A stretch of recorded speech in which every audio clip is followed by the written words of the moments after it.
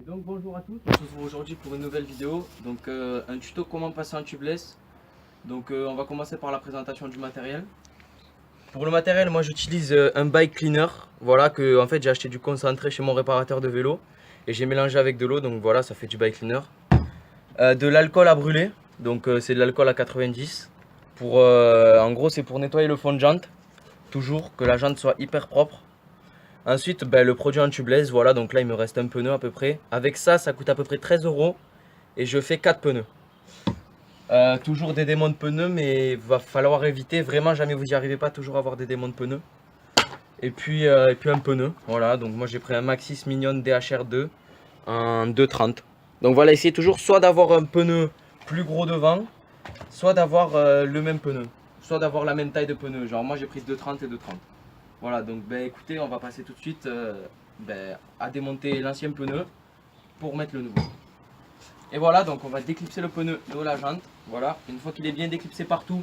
Donc pour l'instant, je suis en chambre air, donc je peux quand même utiliser les démonts de pneus. Donc voilà, hein, n'hésitez pas à utiliser les démonts de pneus tant que vous n'êtes pas en tubeless. Ça va. Donc vous pouvez l'utiliser, ça n'abîmera pas le fond de jante. Donc voilà, ça y est, on a tout démonté. Donc juste pour vous dire, j'étais sur un Maxxis en 2,40. Que j'ai déchiré, voilà, donc en plus j'avais fait le con, j'avais mis un plus gros derrière que devant, enfin bref, voilà. Donc maintenant on va passer au nettoyage de la jante, donc avec un chiffon que j'ai oublié de vous présenter, donc écoutez, je vais chercher ça de suite et on se retrouve de suite.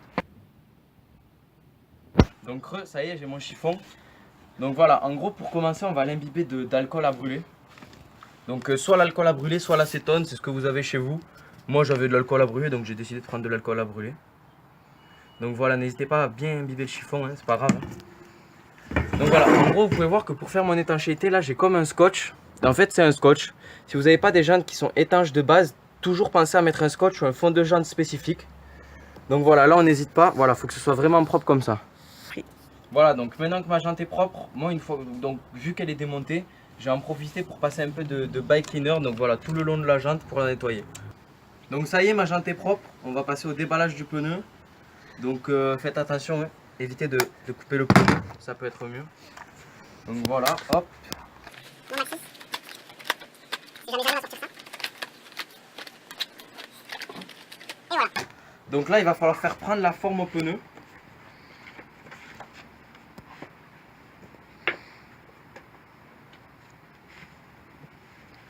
Voilà, donc on lui fait prendre sa forme initiale qu'il va avoir dans la jante. Et là, donc là, vous avez soit des produits qui existent pour en gros passer ici là du produit. Moi, je vais m'en fabriquer, comme ça, je vais vous montrer comment on fait. Donc en fait, moi, je vais prendre de l'eau savonneuse, ça va faire la même chose. C'est pour que votre pneu rentre bien dans le fond de jante. Donc ici, en fait, pour pas que jamais vous creviez, vous déjantiez. En fait, il y a un petit recoin là. Je sais pas si vous le verrez à la vidéo où le pneu il se clipse dedans. Donc voilà, moi, je vais utiliser tout simplement du liquide vaisselle. Donc j'en mets généreusement au fond, voilà. Ensuite je vais prendre de l'eau, hop. Donc de l'eau tiède, pas forcément chaude mais tiède. Voilà, donc vous en mettez et vous allez mélanger. Donc comme ceci, hein. Donc voilà, c'est parti. Donc on va, vous voyez juste ici là, mettre un peu d'eau savonneuse, histoire que le pneu se mette bien en forme. Donc voilà, on va installer la valve. Donc on va commencer par dévisser, voilà, parce que ça, sinon vous pourrez pas le mettre. Donc là on place la valve, voilà, par dedans. Et on n'hésite pas toujours à bien visser au niveau d'ici. Il faut que ce soit bien vissé pour que ça fasse l'étanchéité. Il faut qu'en fait le bout de caoutchouc en haut, il faut que vous voyez qu'il s'écrase. Voilà, donc là, ça y est. Là il s'est écrasé, je sais pas, jamais vous verrez bien. Mais voilà. En gros il s'est écrasé, donc il fait bien l'étanchéité. Donc maintenant on va mettre le pneu en place. Donc jusqu'à 80% à peu près. En partant de la valve jusqu'à la fin. Donc voilà, on a mis notre pneu à 80%, donc vous voyez ce que ça donne. 80% c'est à peu près ça. À l'inverse de la valve toujours, pensez à bien serrer cet endroit aussi, j'ai oublié de vous le dire. Donc là moi il me reste à peu près un pneu. Sinon c'est comme indiqué là, 60 ml pour un VTT et 30 ml pour un vélo de route. Ça y est, on est parti. On va gonfler jusqu'à 4 bars, ce qui est préconisé par Maxxis. Donc c'est normal s'il y a un peu de produit qui sort. Pour gonfler à 4 bars. Donc voilà, le pneu claque, c'est qu'il se met bien en place, c'est normal. Donc j'espère que vous entendrez au micro. S'il y a un peu de produit qui coule, c'est pas grave, c'est parce que j'en ai mis un peu plus. Donc voilà, même vous pouvez voir qu'il y en a beaucoup qui disent que oui, il faut beaucoup de pression, il faut un compresseur. Mais en fait, vous pouvez voir que ça marche très bien à la pompe.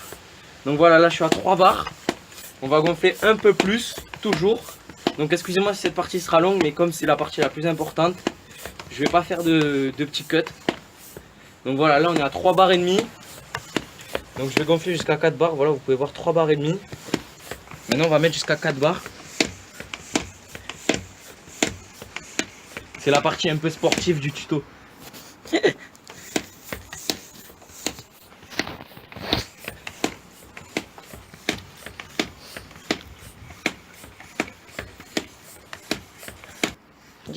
Donc voilà, maintenant on va venir essuyer le surplus de liquide qui coule pour pas que ça colle sur la jante.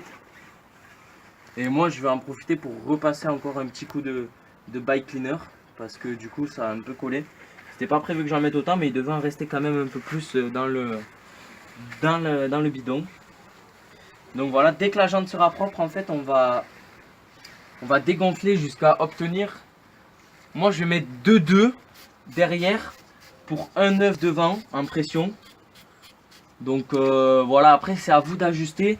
Mettez à 2,2 au début et puis au fur et à mesure de la première sortie que vous ferez avec, vous allez en fait dégonfler. Voilà, vous dégonflerez jusqu'à trouver votre pression parfaite, celle qui vous ira le mieux. Donc toujours pas gonfler au-dessus de 2,2, hein, parce que sinon vous allez déchirer. Et moi c'est ce que j'ai fait en fait, j'avais trop gonflé à la pompe, à la petite pompe, sans manomètre.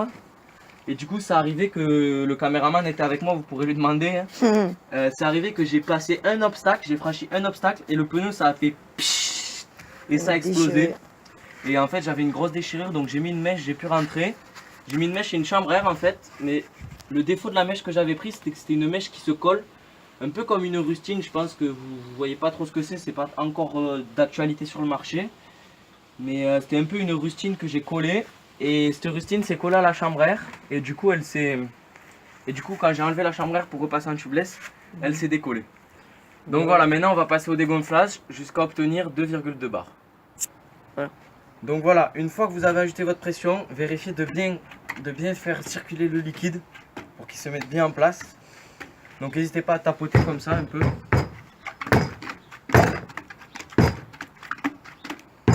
Voilà, donc le liquide est bien en place. Donc voilà, ce sera tout pour ce petit tuto. N'hésitez pas à le partager et à liker. Et puis à vous abonner, ça me ferait vraiment hyper plaisir. Donc voilà, sur ce, moi je vous laisse et bon ride.